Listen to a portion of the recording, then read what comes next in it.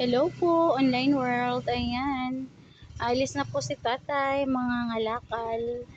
At magbabiyahe po muna sa junk shop para ibenta po itong mga karton para may pampuhunan po tayo for today.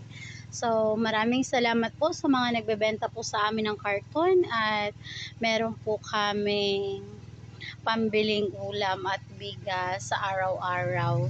Ayan. So, flex lang po namin ang aming hanap buhay. Ayan. So, baka meron po kayong karton. Bumibili po kami 3 pesos per kilo po. Bumibili din po kami ng sirang aircon. Ayan. So, just message me lang po kung saan po ang inyong location. At pag nagkasundo po tayo sa presyo, pipick upin din po namin kaagad. Pumipick up po kami around Nueva Ecija, boundary po ng Tarlac, boundary po ng Pampanga, boundary